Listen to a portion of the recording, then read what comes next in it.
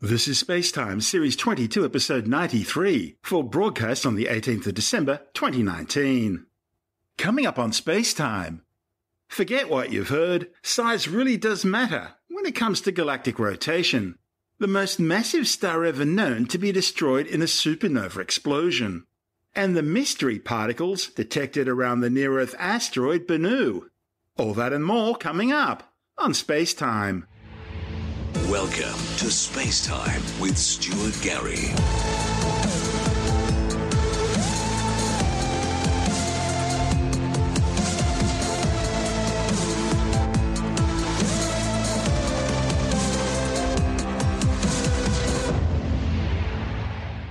It turns out the direction in which a galaxy rotates can depend on its mass.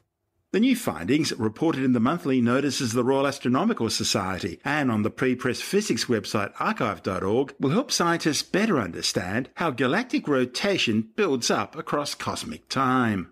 Virtually all galaxies rotate, and this rotation is fundamental to how galaxies form. For example, most galaxies are flat rotating disks, our own galaxy, the Milky Way, being a prime example. The observations are based on an analysis of 1,418 galaxies, astronomers finding that small ones are far more likely to spin on a different axis compared to larger ones.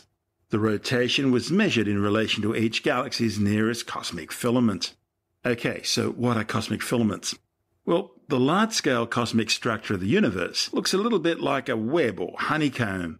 It consists of strands of filaments composed of huge amounts of matter, including gas, stars, galaxies, galaxy clusters, and galaxy superclusters, as well as dark matter. These filaments surround vast, empty voids. The filaments are like strands of galaxies. They can be 500 million light-years long, but just 20 million light-years across, dividing the universe into vast gravitationally linked lattices interspersed with these enormous dark matter voids. So you can think of the filaments as sort of like gravitational highways of galactic migration, with many galaxies encountering each other and merging along the way. It's the filaments which are why the universe looks like a honeycomb or cosmic web. Using data gathered by an instrument called the Sydney AAO Multi-Object Integral Field Spectrograph, or SAMI, which is attached to the Anglo-Australian Telescope at the Siding Spring Observatory in western New South Wales, scientists with the Astro 3D collaboration studied each of the 1,418 target galaxies and measuring each one's spin in relation to the nearest filament. Curiously, they found that smaller galaxies all tended to rotate in direct alignment with the filaments, while larger ones all seemed to spin perpendicular to the filaments. And the spin changes from alignment to perpendicular rotation as galaxies, drawn by gravity towards the filament, collide and merge, thus gaining mass. And as for our own galaxy, the Milky Way, well, its spin is also well aligned to its nearest cosmic filament. But the thing is, the Milky Way belongs to a class of intermediate-sized galaxies that overall show no clear tendency towards parallel or perpendicular spins. One of the study's authors, Astro 3D principal investigator Professor Scott Kroom from the University of Sydney, says the results offer insights into the very deep structure of the universe. So this is research that we've been working on for a number of years now, making measurements of thousands of galaxies where we have been measuring the direction they spin and how fast they spin, which has been enabled by a new technology that we've installed at the Anglo-Australian Telescope in Coonabarabran in the middle of New South Wales. And so what we've been able to do with this instrument is not only look at, sort of take an average snapshot of what a galaxy looks like, but actually look in detail at each galaxy and look at its motion of the gas and the stars in the galaxy. And that allows you to see which direction galaxies are spinning. And almost all galaxies spin. There's a small fraction that don't, but almost all galaxies spin. Largely because as gas and matter collapses, there's always some residual spin that is conserved as the matter collapses. This is sort of the physical concept of conservation of angular momentum, the fact that things keep spinning as they collapse. That's why the Earth spins and why the planets orbit around the Sun. Exactly. And so that's why most galaxies, when you look at them, look like they're disks, flattened disks, because everything has sort of these random motions as they collapse, and the gravity is most able to collapse things in the direction that has the least spin. And so you end up compressing things along the axis of least spin to make a disk that's rotating. And so it turns out that, of course, unsurprisingly, the spin of a galaxy then is fundamental to its structure and how galaxies evolve. And this instrument called SAMI has enabled us to measure this for thousands of galaxies for the first time. And because we've looked at thousands of galaxies, we can start now to look at how the spin is connected to the broader environment of a galaxy. And so we know galaxies can live in a range of different environments. Some galaxies are out on their own with not much around them, and other galaxies are sitting in the middle of very dense clusters of galaxies with thousands of galaxies surrounding them. And in fact, there's everything in between as well. There's a whole hierarchy of different environments. And what we see in particular when you look on the largest scales is what we often call the cosmic web. So that if you look at the distribution of galaxies on the largest scales, you see that you have this structure of this filamentary structure that connects the sort of the densest parts of the universe, the dense clusters of galaxies. And so with this work, what we're trying to do is try to understand some of the physical processes that are building the spin and why galaxies spin a certain way. And the data allowed us to connect the spin to the sort of the local structure that we see nearby a galaxy. So in this particular case, we were saying identifying filaments of galaxies. So these are sort of linear features in the galaxy distribution that could be hundreds of millions of light years along with many hundreds of galaxies in them, but they tend to line up in linear structures. Linear structures have random orientations. They're all over the place when you look at a pattern of them, but you have these clear structures that, again, it's with where the matter has collapsed into sort of sheets or filaments. And what the galaxies are doing is flowing into those filaments and then flowing along those filaments. And so because we have a larger amount of data than anybody's had before, what we're able to do was ask the question, well, how do the spins relate to this large-scale structure, these filaments? And what we found was, at least statistically, when you look at small galaxies, they have spins that are aligned with the filaments. That is, as they fall in to the galaxy filaments, the small galaxies are falling in, but they're not perfectly aligned with the filament. They're coming in at an angle, but are also creating matter that's also falling in the same direction. And so they're being spun up in an axis that means that sort of the spin axis is along the filament. And so we saw this signal in the data, but more than that, what we were able to look at is a range of different galaxy masses. And when we looked at the highest mass galaxies, we actually found the opposite signal. And so in this case, we saw high mass galaxies have a spin that on average is 90 degrees offset, or at least it's in that direction. There's a whole range of different angles, but it's more anti-aligned with the filament. What we think is happening is that what sort of numerical simulations seem to show is that when you get the very high mass galaxies, the way they build up most of their mass is not through accreting gas in like small gradual flow of gas, but through merging with other massive galaxies. And when you do that, most of that merging is happening for galaxies that are flowing along the filament. So the galaxies flow into the filaments first, and then they're flowing along the filaments towards the regions of very high density, so the clusters, the connection points between filaments. And as they flow along the filaments, they're interacting with other galaxies also flowing along the filaments. But again, because it's very rare for them to have a sort of a direct head-on collision, they're always slightly misaligned, you get a spin-up process due to the mergers of galaxies and interactions of galaxies flowing along the filaments, which then leads to an average spin axis which is more aligned away from the filament. It's an evolutionary phase of flowing from the low mass galaxies that are mostly growing through gradual accretion of gas to the high mass galaxies where you're building those up via sort of more extreme interactions and mergers of galaxies. Does that mean there are lots of low-mass galaxies away from filaments, but more likely to be high-mass galaxies near filaments simply because there's more galactic cannibalism going on there? So that is true. There certainly is a greater number of high-mass galaxies in the densest regions. And that's for a number of different reasons. One is, you're right, those high-density regions, there's a more chance of growth via this sort of merging, cannibalism kind of approach. But also the high-density regions were the first regions to collapse under gravity in the early universe. And so also you've had more time to grow galaxies there. So if you imagine you need to reach a certain threshold in density before you can start having the matter collapsing to form a galaxy, those regions that are very high density now, they would have been the first places where galaxies formed in the early universe. So they've also had more time to form and to grow. What about somewhere like the Milky Way? There's been a lot of debate about where we actually are in relation to both the nearest filaments and also to the local void. There have been some reports recently that we may even be in a local void, or at least, right on the border of one. So that's an interesting question, actually. So the Milky Way, at least from our analysis, is an intermediate mass galaxy that would not have any particular preference for the direction it was going to spin due to its sort of local structure. And we do have a bunch of different structures around us. We have obviously the local group, which is just a few 100 million light years across, going from us to M31, the Andromeda Galaxy. That's a sort of similar type of galaxy to Milky Way, a little bit more massive, but similar approximately in structure. And then a whole bunch of other smaller, lower mass galaxies around us as well. If you go to a larger scale, there's a Virgo cluster, which is not too far away, but then there is some evidence that there certainly are sort of voids, large-scale voids near us.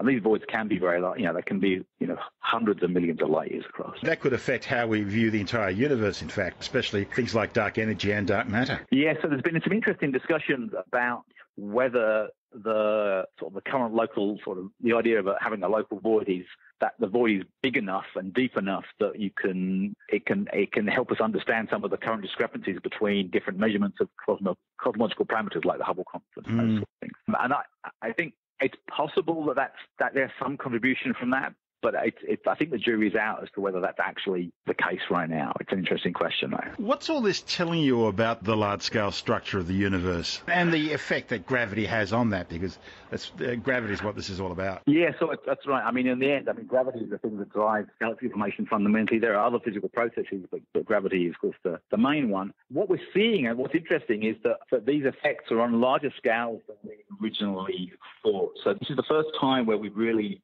seen evidence that the gravitational effect and the local large-scale structure has an effect on the spin of galaxies outside of their local overdensity. So what we think the way galaxies form is that the normal matter, what we call the baryons, the gas, the sort of atoms that make up you and me and the stars, they collapse down into a galaxy, but within what we think is a dark matter halo that we don't directly see, but we can see indirectly through its effect on the spin of things and through things like techniques like gravitational lensing and a number of other approaches. Now, what we expected is that within those dark matter halos, that the way matter collapses affects the spin, and that's a natural thing to happen. But what this is now telling us is that the larger scale structure actually drives spin as well. So it's not just sort of the local effect of exactly how the gas collapses within the dark matter halo, but a much larger scale effect. It points to the reach of gravity, but that then also raises questions about the debate between gravity and dark energy. I mean, we know that dark energy is causing the overall expansion of the universe. There's plenty of evidence of that, but clearly gravity still has an enormously powerful reach, even over large distances. No, well, that's right. I mean,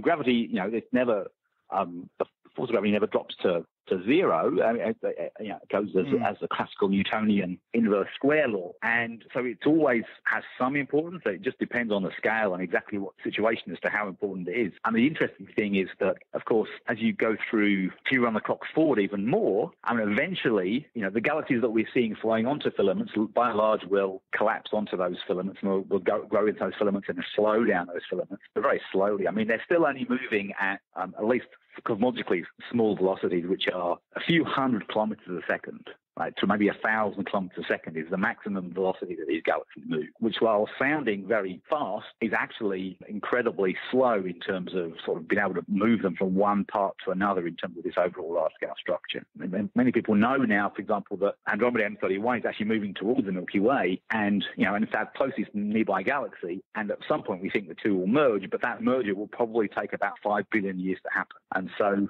even though they're moving and they're slowing in the structure, it takes a long time for galaxies to move along these very, very large-scale filaments. Then at some point, if we think our current understanding of cosmology is correct, at some point, although tens of billions of years into the future, the expansion rate becomes so large that actually these structures start to be pulled apart. At least the filaments and the sort of larger scale structures will start to be stretched out by the cosmological expansion that's being accelerated by dark energy. I'm sort of hoping it's going to be a big freeze, not a big rip. Yeah, so again, the jury is still out in detail, but I think the evidence for a big rip is, it's not ruled out, but it's certainly not ruled in. It's, at the moment, you only need the cosmological constant. If dark energy is a cosmological constant, then we just have the big freeze out. But if it's slightly different from that and slightly sort of in one direction, then you do end up with the big rip, but not for a long time. It's funny how that sort of thing is comforting for human psychology, even though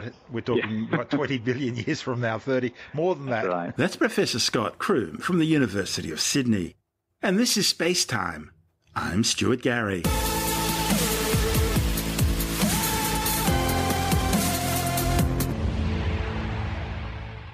Scientists have discovered the most massive star ever known to have been destroyed by a supernova explosion. The findings, reported in the Astrophysical Journal and on the pre-press physics website archive.org, challenges current models of how massive stars die. The discovery may also be providing some fresh insights into the death of the very first stars in the universe. Our story starts with the detection of supernova SN 2016 IET. It was discovered in November 2016 by the European Space Agency's Gaia satellite. Now, 3 years of intensive follow-up observations have shown some unexpected and difficult-to-explain characteristics. Supernova SN 2016 IET had an incredibly long duration and an unusually large energy output. It's also displayed unusual chemical fingerprints and an environment poor in metals for which there is simply no analogues in the existing astronomical literature. The study's lead author, Sebastian Gomez from Harvard University, says when he first realized how thoroughly unusual this supernova was, he felt sure his data must have been corrupted somehow. But after a while, Gomez and colleagues determined that the supernova was indeed an incredible mystery, located in a previously uncatalogued galaxy a billion light-years from Earth.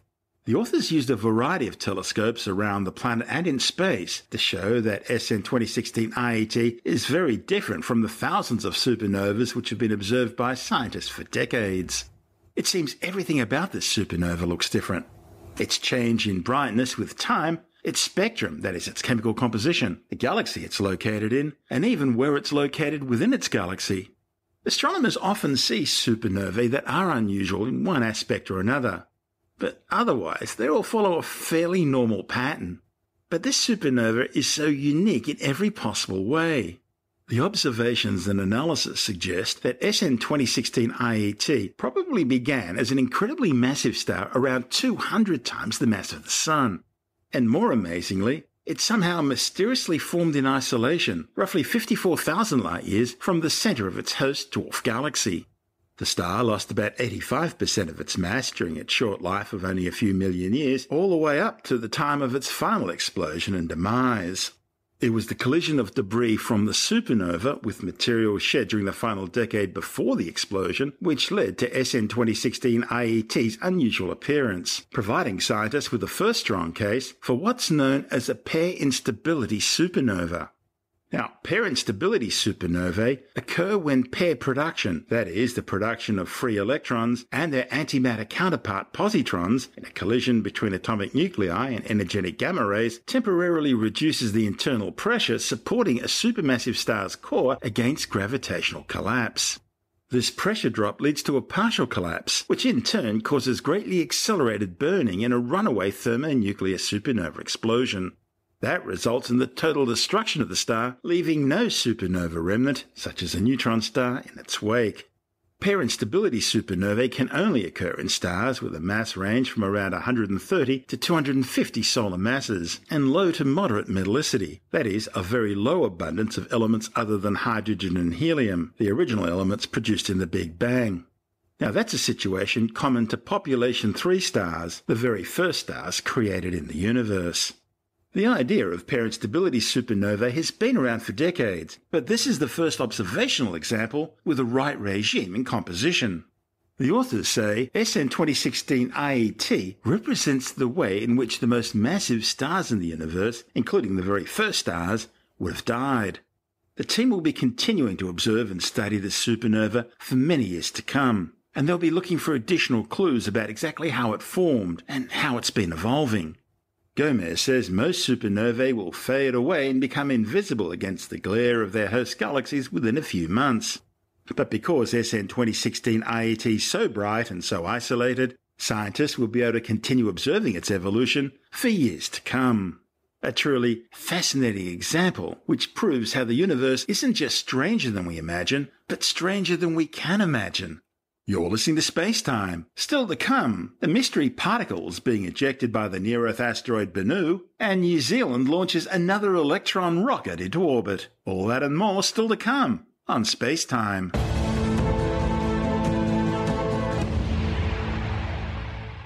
Shortly after NASA's OSIRIS-REx spacecraft arrived at the asteroid Bennu, an unexpected discovery by the mission's science team revealed that this asteroid could be active, or at least consistently discharging particles into space. The ongoing examination of Bennu and its sample that will eventually be returned to Earth could potentially shed light on exactly why this intriguing phenomenon is occurring. The OSIRIS-REx team first observed the particle ejection event in images captured by the spacecraft's navigation cameras back in January, just a week after the spacecraft entered its first orbit around Bennu. At first glance, the particles appear to be stars behind the asteroid. But then on closer examination, the astronomy team realized the asteroid was actually ejecting material from its surface. After confirming that these particles didn't compromise the spacecraft's safety, scientists began dedicated observations in order to fully document the activity. OSIRIS-REx principal investigator Dante Loretta from the University of Arizona in Tucson says the particle ejections are among Bennu's many surprises, and it sparked the team's curiosity, spending several months investigating this mystery to try and better understand how Bennu and asteroids in general behave. The team observed 3 large-scale particle ejection events, the first on January the 6th, another one on January the 19th, and the third on February the 11th. They found the events originated from different locations on Bennu's surface. The first originated in the southern hemisphere, and the remaining 2 both occurred near the equator. The only thing they really had in common was that all 3 events took place on what would have been late afternoon on Bennu. The team found that after ejection from the asteroid surface, the particles either briefly orbited Bennu and fell back onto its surface, or they escaped from the asteroid completely and floated away in space. The authors also observed that the particles were travelling at speeds of up to 3 meters per second, and they ranged in size up to 10 centimeters wide. Approximately 200 particles were observed during the largest event. That's the one which took place on January the 6th. The science team looked at a wide variety of possible mechanisms that may have caused these ejection events, and they've now narrowed the list down to 3 possible causes: either meteoroid impacts, thermal stress fracturing, or released water vapour. Now, meteoroid impacts are common in the deep space neighbourhood of Bennu, and it's very possible that small fragments of space rock are hitting Bennu where OSIRIS-REx can't observe it, and shaking loose particles with the momentum of their impact, sending the debris flying in space. The authors also determined that thermal fracturing is another reasonable explanation. See, Bennu's surface temperatures would vary drastically over its 4.3-hour rotational period. Although it's extremely cold during Bennu's night hours, the asteroid's surface would warm significantly, reaching its maximum temperature in mid-afternoon, which is when all 3 particle ejection events occurred. As a result of this temperature change, rocks may have begun to crack and break down, and eventually particles could be ejected from the surface. This cycle is known as thermal stress fracturing. The third option, water release, could also explain the asteroid's activity. When Bennu's waterlogged clays are heated, the water could begin to release and create pressure. Now, it's possible that as pressure builds in cracks and pores in boulders where absorbed water is released, the surface could become agitated, causing particles to erupt. The team have reported these possibilities in an article in the journal Science. But the thing is, nature doesn't always allow for simple explanations. One of the study's authors, Steve Kresley from NASA's Jet Propulsion Laboratory in Pasadena, California, says it's very possible that more than just one of these mechanisms could be at play. For example, thermal fracturing could be chopping the surface material into smaller pieces, thereby making it easier for meteoroid impacts to launch pebbles into space. Now, if thermal fracturing, meteoroid impact, or both are in fact causing these ejection events, then this phenomenon is likely to be happening on small asteroids all over the place. That's because they all experience these sorts of mechanisms. However, if water release is the cause of these ejection events, then this phenomenon is very specific to only asteroids that contain water-bearing minerals, asteroids like Bennu. The material returned to Earth from Bennu will almost certainly increase science's understanding of asteroids and the ways they're both similar and different. Launched from the Cape Canaveral Air Force Station in Florida aboard an Atlas V rocket on September 8, 2016, the 2,110-kilogram OSIRIS-REx spacecraft arrived at Bennu in October 2018. The probe's spending 3 years orbiting the asteroid at altitudes as low as 5 kilometres, mapping Bennu's surface and geology and studying its evolution, composition, chemistry and mineralogy. One of the mission's key objectives will involve understanding non-gravitational influences, such as the Yarkovsky effect, in which sunlight hits the surface of an asteroid and that heat is then radiated back into space, providing a small amount of thrust as the asteroid rotates. And knowing Bennu's physical properties is crucial because scientists are trying to determine the likelihood of this mountain-sized rock slamming into the Earth. In July 2020, OSIRIS-REx will fly down and hover just above Bennu's surface, extending a robotic arm and collecting up to 2 kilograms of pristine asteroid regolith for a sample return to Earth. The spacecraft's slated to leave Bennu in March 2021, with a sample return capsule being jettisoned for a parachute landing in Utah in September 2023. So, why is it so important to understand Bennu? Well, this asteroid's part of the Apollo group of asteroids. That means it's a NEO or near-Earth object. These are potentially deadly space rocks whose orbits intersect with and cross the orbit of Earth around the Sun. And Bennu's not exactly tiny. At 492 metres, Bennu hitting the Earth would be the equivalent of a 1,200 megaton thermonuclear explosion. Bennu is thought to be a Type B carbonaceous asteroid, generally similar to Type C carbon asteroids, but with surface spectra suggesting anhydrous silicates, hydrated clays, organic polymers, magnetite and sulfides. It currently has one of the highest known chances of hitting the Earth, with a 1 in 2,700 chance of impacting our planet sometime between 2175 and 2199. To make matters worse, its orbit is intrinsically dynamically unstable.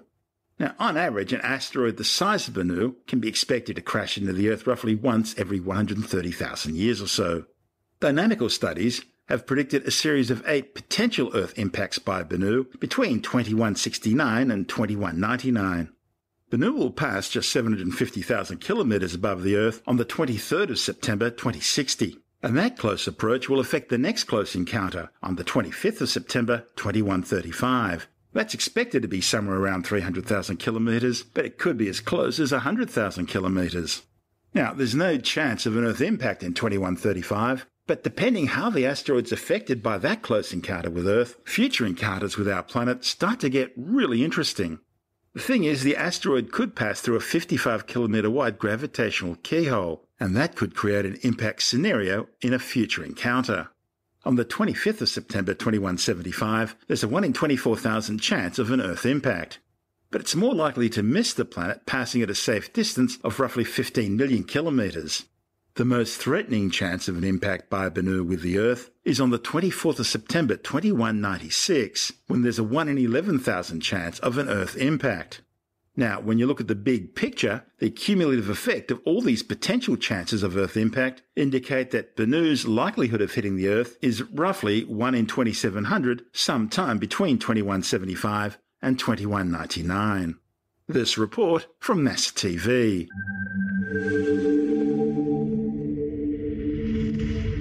The Milky Way, home to billions of stars, rising and setting over billions of worlds, including our own. In this vast expanse, how did our sun, the Earth, and the planets come to be? In recent decades, our understanding of the solar system's evolution has greatly improved, but deep questions remain. To answer those questions, astronomers are preparing to visit someplace very small. Asteroid Bennu.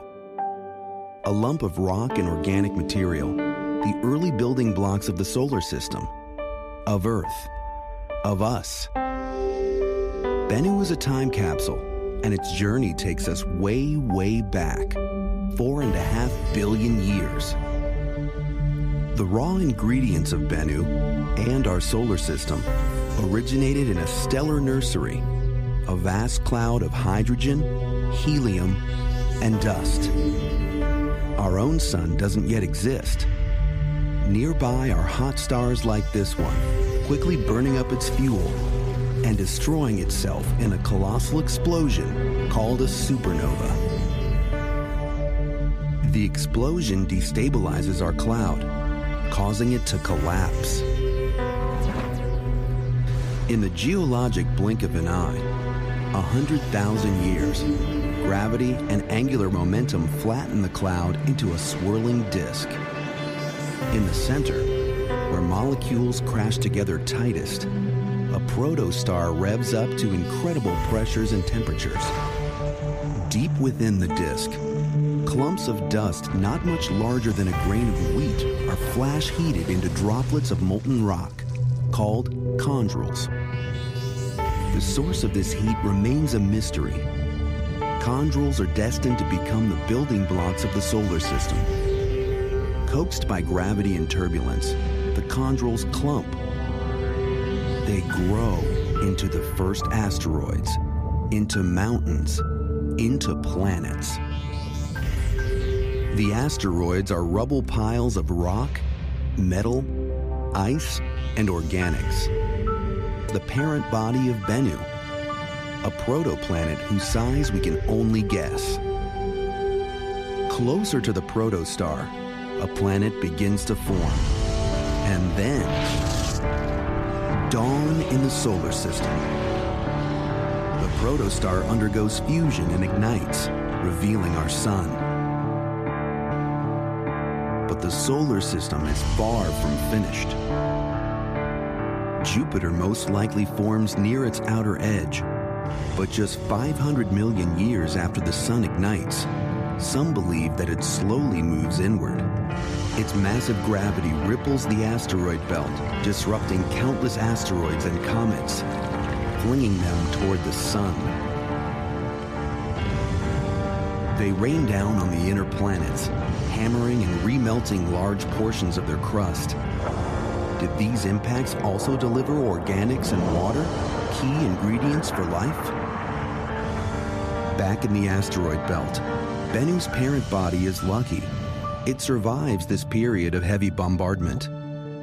The solar system cools and calms. Jupiter and its many moons assume the orbits that we see today. Billions of years of quiet follow, more or less. Then 1 billion years ago, one theory suggests a collision shatters the protoplanet.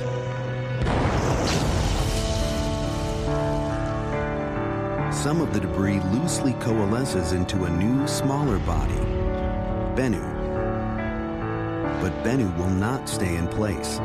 Dull, non-reflective, it slowly migrates toward the sun. Solar heating turns its warm side into a low-intensity thruster. Through millions of years, Bennu's orbit gradually tightens until it interacts with Saturn's gravity, altering its trajectory and hurling it into the inner solar system. Close encounters with Earth and Venus follow. Their gravitational tugs may have repeatedly stretched and reformed Bennu, turning it inside out and pulling off loose material. As a result, it has no satellites of its own, until now. Today, NASA is sending a spacecraft called OSIRIS-REx to explore Bennu and retrieve a sample. Why? Bennu has survived its long journey and settled into a near-Earth orbit, bringing its secrets within our reach. Now it is ready to teach us more about the solar system's history, its formation, its evolution, and our own place among the stars.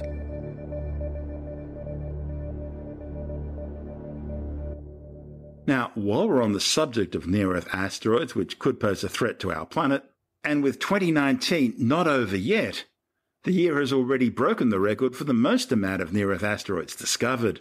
In fact, during the past month, astronomers have discovered some 175 new near-Earth objects, and that brings the year's total to 2,144 NEOs since January the 1st. It also brings the total number of known near-Earth asteroids and comets to 21,429 asteroids and 108 comets. In fact, over the past month, 4 small meteors slammed into the Earth's atmosphere, and another 9 came within half the Earth-Moon distance in close flybys. And the near-Earth objects risk list, that is the list of the most dangerous near-Earth objects, has now increased to 982, with one new object, 2019 WW4, entering the top 10 list. 2019 WW4 is around 400 metres wide. That's not much smaller than Bennu. And based on what we know so far, it does have a very slight chance of hitting the Earth. Not much, but a slight chance in 2055. You're listening to Space Time. Still to come, New Zealand launches its 10th Electron rocket. China undertakes 2 rocket launches from the same launch complex within 6 hours. And later in the science report, global emissions of nitrous oxide, the third most important greenhouse gas, are accelerating. All that and more still to come on Space Time.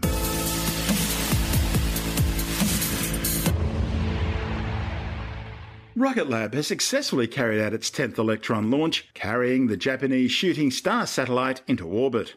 The mission, named Running Out of Fingers, was launched from the company's Mahia Peninsula launch complex on the far eastern coast of New Zealand's North Island. Rereading engines. 10, 9, 8, 7, 6, 5, 4, 3, 2, 1.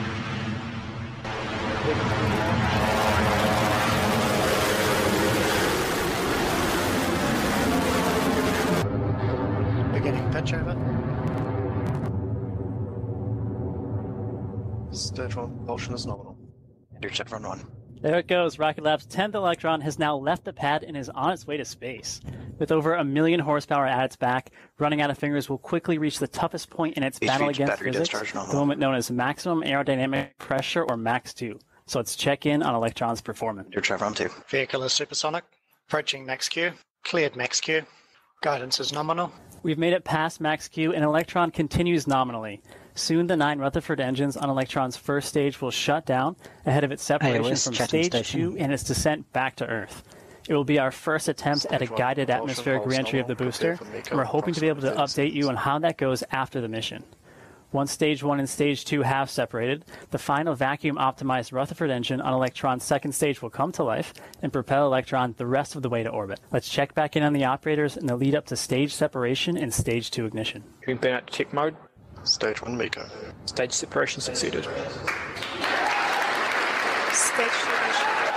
Recovery telemetry nominal. Main engine cutoff is now confirmed, and Electron's first and second stages have successfully separated. Soon the fairing will separate and jettison from Electron's kick stage. Altitude 104 kilometers. Fairing separation succeeded. Stage 2 propulsion is nominal. Looks like we've had a successful jettison of the fairing.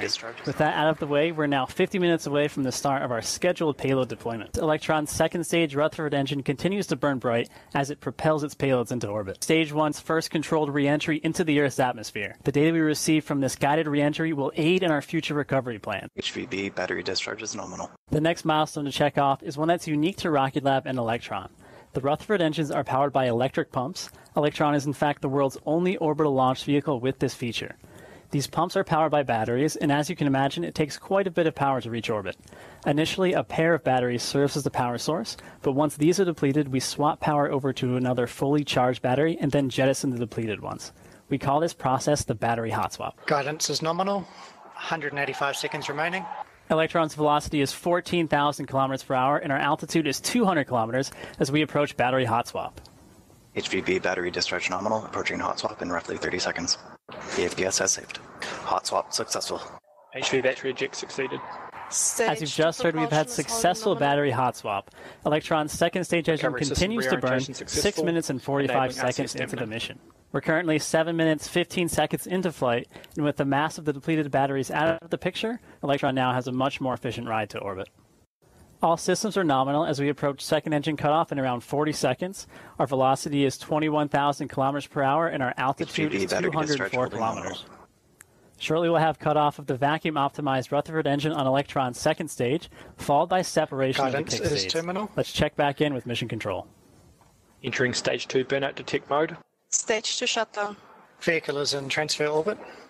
Apogee is 385.97 kilometers. Perigee is 186.01 kilometers.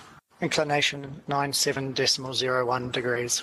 And we have confirmation of kick stage separation. Electron's Running Out of Fingers mission is now orbital. The primary payload, developed by Astrolife Experiences, was a small prototype for a spacecraft that will eventually fire artificial shooting stars into space, providing a spectacular meteor light show during the 2020 Tokyo Olympics opening ceremony in June.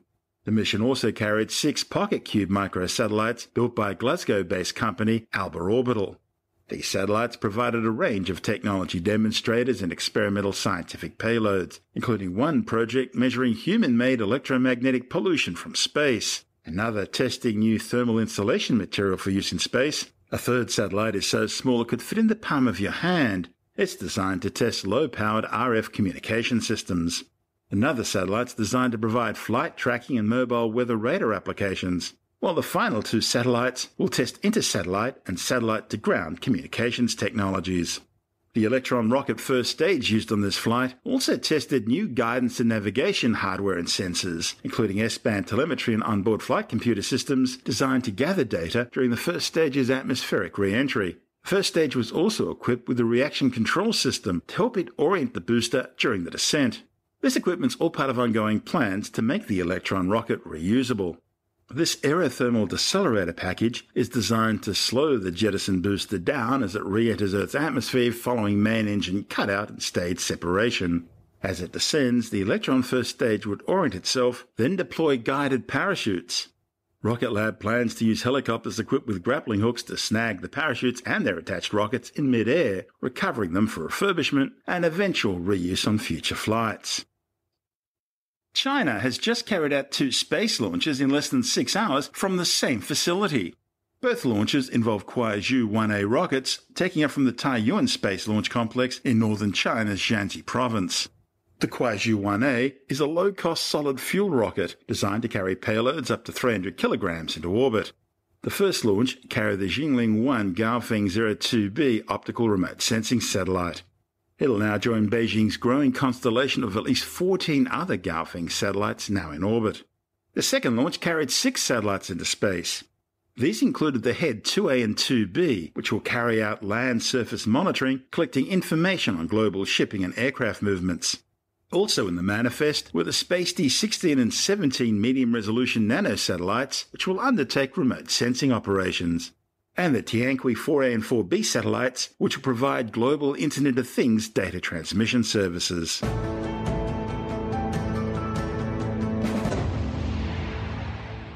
And time now to take a brief look at some of the other stories making news in science this week with the Science Report. A new study warns that global emissions of nitrous oxide, the third most important greenhouse gas, have increased for many decades, but that rate of increase has been steadily accelerating since 2009, above what previous estimates had been suggesting. Nitrous oxide comes from nitrogen-based fertilizers. It's a very potent greenhouse gas. In fact, in climate change terms, just 1 ton of nitrous oxide is equivalent to 298 tons of carbon dioxide. A report of the journal Nature Climate Change found that China, India and Brazil make the largest contributions to the nitrous oxide global increase. Interestingly, lots of other countries have shown that it is possible to increase agricultural yields without increasing nitrous oxide emissions. New research indicates that social media is leading young teenagers down a worrying path towards developing body image issues and eating disorder behaviour. The study by scientists with Flinders University and the University of Western Australia found that this was happening even though kids are smartphone and cyber savvy. The findings, reported in the International Journal of Eating Disorders, is based on a study of 996 middle school students aged 13 and 14 from years 7 and 8. The authors found platforms with a strong focus on image posting and viewing, such as Instagram and Snapchat, are the most used and the most risky. The recent CRISPR baby scandal, where rogue scientists in China edited the genomes of twins, may have resurrected talk of designer babies, but new research from Israel suggests that even if people wanted to go down this road, the science is still a long way off understanding how modifying genomes could allow people to select certain traits. A report in the journal Cell claims most personality or physical traits are determined by multiple genes, and science just doesn't know enough about how they all fit together to begin to even understand the cascading effects manipulation might have. Scientists ran a computer simulation of what might happen if they modified hypothetical embryos to be taller and smarter. But they found the expected advantages to these theoretical offspring were relatively small and couldn't be guaranteed. IBM has uncovered a new strain of malicious wiper malware being deployed by Iran's state-sponsored hackers. The attack was led by Tehran's APT-34 hackers group. They hit the headlines earlier this year with that phishing attack targeting people using the LinkedIn social media group. But APT-34 didn't act alone. In this latest cyber attack, they were supported by another Islamic Republic-based hacking group called APT-33. They're best known for malicious malware targeting Microsoft Outlook and another virus called Shamoon, which misuses LDOS raw disk to target computer files and disks. This new Iranian cyber attack, which has been codenamed Zero Clear, is based on Shamoon and overwrites the master boot record and disk partitions on Windows-based computers. This latest attack shows that Tehran's hacking groups are now demonstrating an increasingly sophisticated set of cyber weapons with which to target the West. Are you devastated every time you ask your dog to do something and they just sit there looking at you, only to see them instantly obey when your partner requests the same thing? Well, the bad news is they're doing it deliberately because they can definitely understand what you're saying. New research reported in the journal Biology Letters found that dogs can distinguish familiar words, even when those words are being spoken by unfamiliar people. The research also found that dogs can hear a string of unfamiliar words and pick out whether they're being said by the same person. What I guess this all shows is that sometimes even dogs can be real jerks. And that's the show for now. You can subscribe and download Space Time as a free twice-weekly podcast through Apple Podcasts, Stitcher, Bytes.com, Pocket Casts, SoundCloud, YouTube, Audio Boom, from spacetimewithstuartgary.com, or from your favourite podcast download provider. If you want more Space Time, check out our blog, where you'll find all the stuff we couldn't fit in the show, as well as loads of images, news stories, videos, and things on the web that I find interesting or amusing. Just go to spacetimewithstuartgary.tumblr.com. That's all one word and in lowercase, and that's Tumblr without the E. You can also follow us through @StuartGary on Twitter, @SpaceTimeWithStuartGary on Instagram. On Facebook, just go to www.facebook.com/SpaceTimeWithStuartGary, and you can also find us on the Spacetime with Stuart Gary YouTube channel. Spacetime is brought to you in collaboration with Australian Sky and Telescope magazine, your window on the universe. You've been listening to Spacetime with Stuart Gary. This has been another quality podcast production from Bytes.com.